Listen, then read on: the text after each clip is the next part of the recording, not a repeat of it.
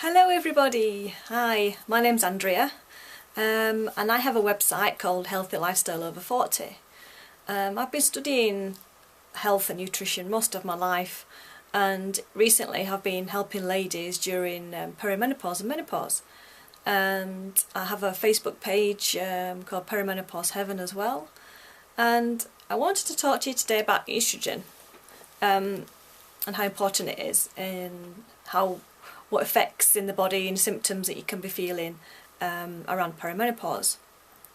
So estrogen is important in our menstruation, and it's high in the first 2 weeks of our menstruation, preparing for ovulation to take place. And in the second 2 weeks of menstruation is when progesterone is high after ovulation. So this is made in our adrenal glands and our ovaries, and mainly in our ovaries during menstruation years leading up to menopause, and then when we hit menopause it's made in our adrenal glands. And when you hit menopause, it's when you've gone at least 12 months without a period, so then you know that you've hit menopause. So we need cholesterol to make it, so we don't want to be following a low-fat diet, because that's not going to cause a few problems with not just our estrogen levels but our other hormone levels as well, as our hormones are made with fat, so we need cholesterol, so that's really important. So we have 3 estrogens, and the first estrogen is called estradiol, and that's the one that gives us our womanly curves and is more prominent in ladies of menstruation years that are still having periods. And then we have what's called estrone. Now estrone is made when we hit menopause, menopausal ladies, and then we have estriol. And estriol is the weakest of the estrogens, and that's made when women are pregnant. So those are the 3 estrogens. So we can have some symptoms in perimenopause regarding estrogen. So what can those symptoms be, and what are the meanings behind it? So we can have something called low estrogen, and we can have something called estrogen dominance. That's what it's the term it goes by these days, estrogen dominance. And I'll talk about low estrogen first.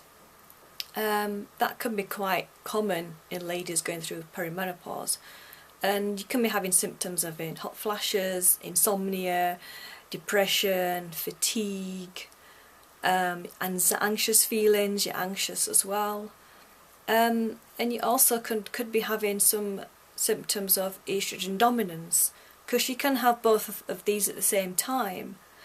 I know that may seem a bit confusing. How can I have estrogen dominance and low estrogen at the same time? Well, what that means is estrogen dominance.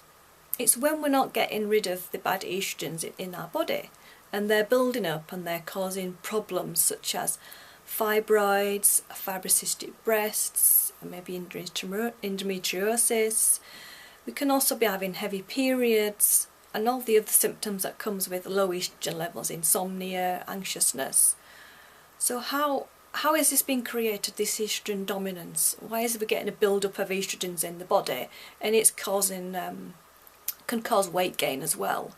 So if there's a lot of ladies that have got a bit more weight, that they maybe need to lose a bit of weight, and they have a bit more weight around on the thighs, around the middle, because fat can store estrogen as well. So that can be classed as estrogen dominance if you're a bit more of a heavier lady.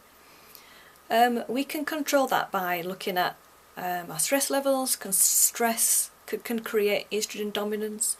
So when we're creating stress in the body, putting our body on high alert, cortisol levels are going up, and then we can create something called estrogen insulin resistance, which can create this estrogen out of hand as well, estrogen dominance. So we want to look at stress levels, try and reduce the stress levels so that we can lower this estrogen dominance. And also there's something else that we can look at, and that's our digestion. Our digestion might not be working correctly. We're not detoxing these bad estrogens out of the liver, because it's really important that we look at the health of the liver as well, because that's important for detoxing. So some of these estrogens might be going through the liver but not completely being detoxed out and taken into your colon, and they're coming back into the body. So that's not a good way, that's not good at all. We want to try and control that, try and control this estrogen dominance that's going on. We can go to the doctors and talk to the doctor about this estrogen dominance, talk to how we're feeling, and the health of your liver, can get your liver checked out. Look at the health of your digestion. There's lots of things you can look at there.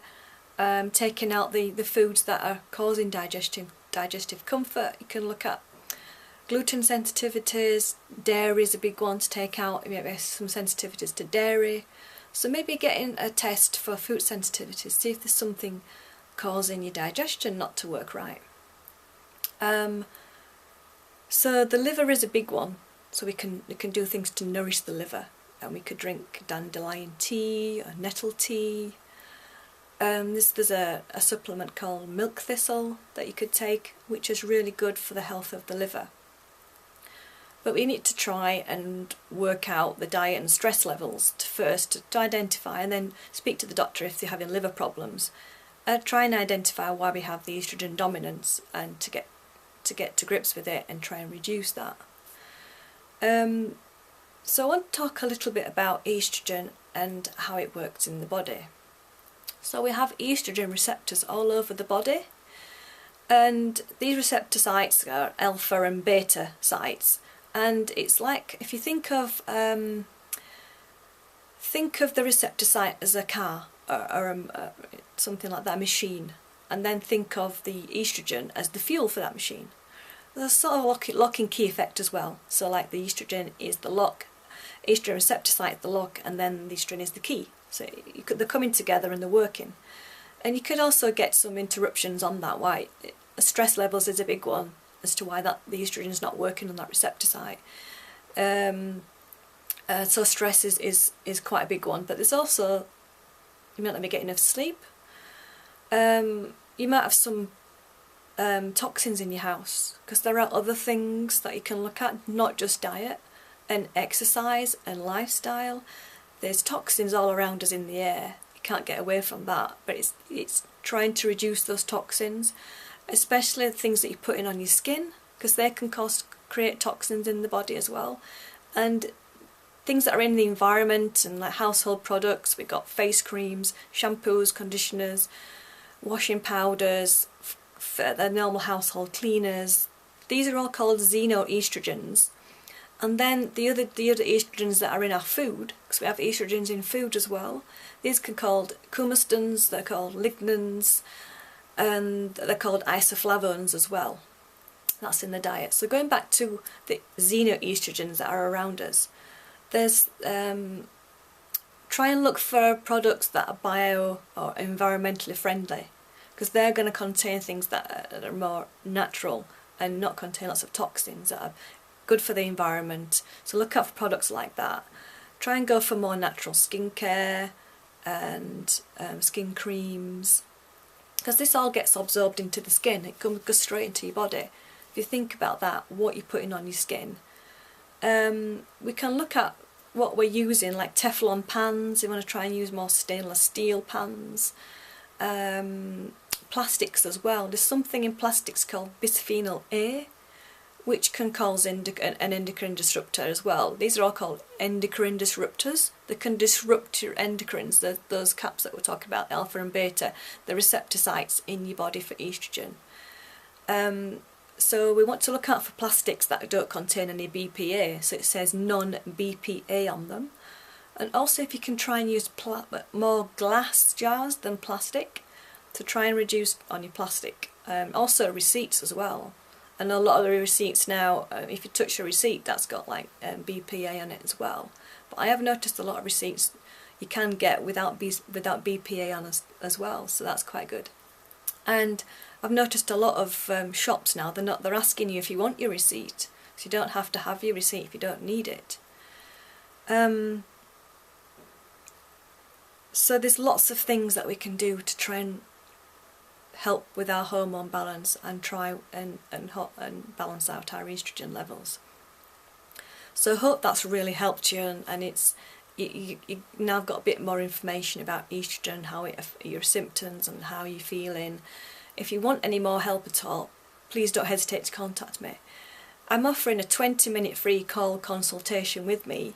If you want to go to my website, book in a call with me, we can sit down, we can have a chat, how are you feeling? Because there's nothing worse than being worried about how you're feeling, feeling like you've lost control of your body, you feel like you've lost control of your emotions, you're snapping at your family, you're feeling irritable, you're anxious, you're crying a lot, and you feel like you're just not yourself at all.